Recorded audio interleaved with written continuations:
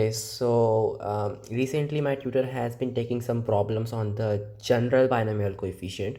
So if you don't know what general binomial coefficient is, it's basically the binomial coefficient where the index can be any rational number. So you got 1 plus x power n, where n is like any rational number. It can be p by q for any integers p and q except when q is 0, obviously. So this thing can be expanded.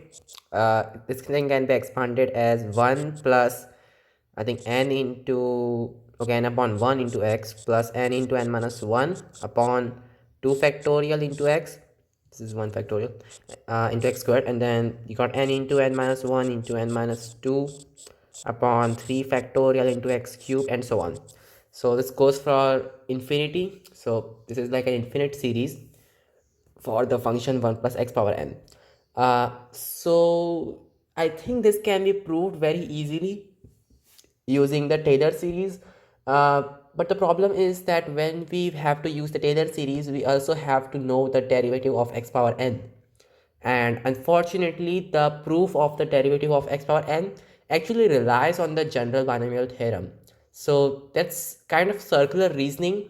So if you want to prove the general binomial theorem, you have to use the derivative of x power n. But if you want to use the derivative of x power n, you first need to prove it. So for that, you need the general binomial theorem. So because of this circular reasoning, we cannot actually get proving this using the derivative of x power n. So there must be some alternate methods to proving this, or maybe there must be some alternate methods to proving that in fact the derivative of x power n is really what it is without using the general binomial theorem. So yes, I'm going to do exactly that thing. I'm going to prove that the derivative of x power n is in fact n into x power n minus 1 without using the general binomial theorem.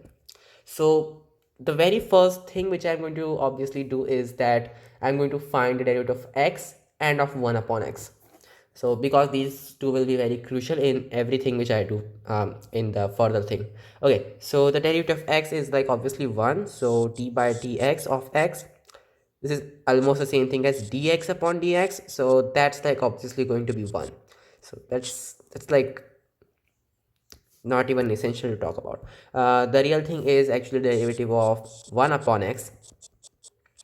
So let's do it using the basic definition of derivatives, which is it's like the limit as delta x approaches 0 of 1 upon x plus delta x minus 1 upon x, and this thing upon delta x. So that's just the limit as delta x approaches 0 of, well, I think it's going to be x. Yeah, so it's like x minus of x plus delta x upon x into x plus delta x into delta x. So this thing just turns out to be negative delta x, and then you can cancel these two. So it's the limit as delta x approaches 0 of 1 upon x into x plus delta x. Actually, negative 1 upon x plus x into x plus delta x. Okay. So when we consider this limiting case, we just get negative 1 upon x squared. Yeah, that's nice. And that's exactly what the derivative would be if we did it using the power rule. So yeah, that's nice. So now what? Now we will move to the derivative of x power n, where n is any positive integer, right? So the derivative of x power n, where like n is any positive integer. So we kind of know that we can apply the usual ordinary binomial theorem, which is only constrained to the values of n which are integers, actually positive integers. So we can easily apply that thing to get that this derivative is going to be n times x power n minus 1 if n is an positive integer. Okay, so what next? Now we will move to the positive rational exponents, right? So the derivative of x power p upon q, what's that going to be? So I am going to do it like the following.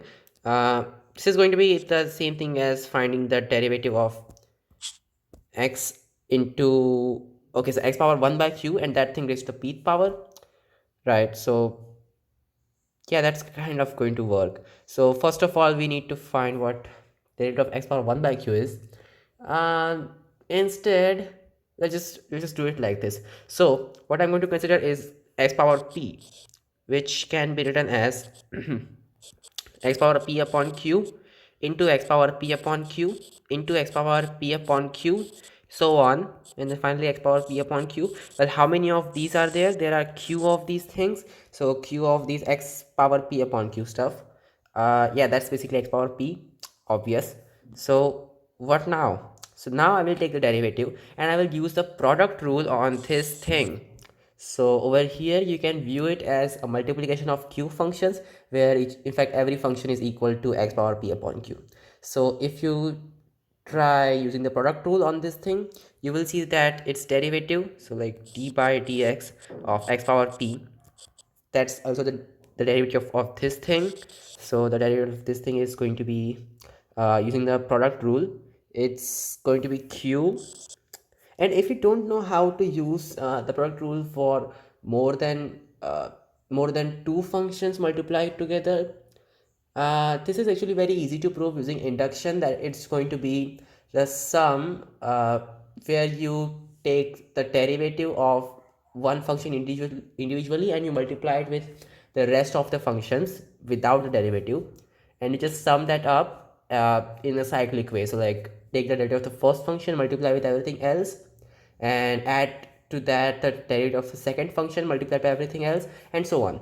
So yeah, that's actually very easy to prove. So over here also you're going to do the same thing. So you will get q minus 1 of these, right? So x power p into q minus 1 upon q. Yeah, that's correct. And what else will you get?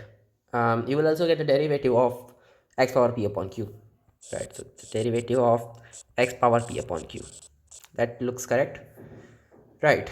So what's the derivative of x power p? First of all, well, it's just p into x power p minus 1.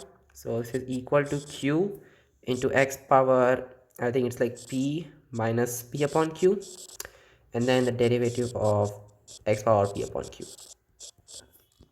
So from this equation it is easy to see that the derivative of x power p upon q, that's going to be equal to p upon q into x power p upon q minus 1.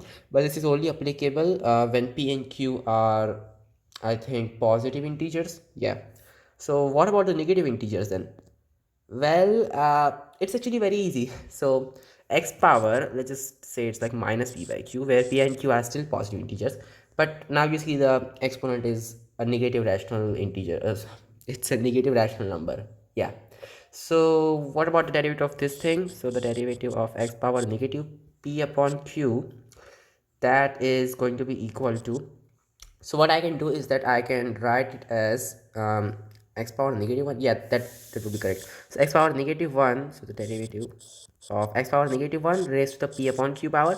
And guess what? We know how to find the derivative of x of something raised to the p upon q power. So just use that thing. So it's going to be x power negative 1 and then p upon q minus 1 and then p upon q over there. And then because of the chain rule, we have to multiply by the derivative of the inside function, which we just found out, right? We know the derivative of x power negative 1, which is the derivative of 1 upon x, that is just negative 1 upon x squared. So this thing into negative 1 upon x squared. Okay, so yeah, that's really nice. So it's going to be equal to p upon q, actually it's negative p upon q, right? That's correct. So it's negative p upon q, and then you're going to have x power, it's like negative p upon q plus 1 minus 2, so that's negative p upon q, and x power negative p upon q minus 1. Yeah, so that also follows the rule. So now we have successfully proved that the derivative of x power n, where whenever like n is a rational number, that's going to be equal to n x power n minus 1. So this is true for all the values of n which are rational. So that's nice. So yeah, that's exactly what we wanted to prove, and using this thing we can easily prove the general binomial theorem. So yeah, that's it. I will see you in the next video. Thanks for watching.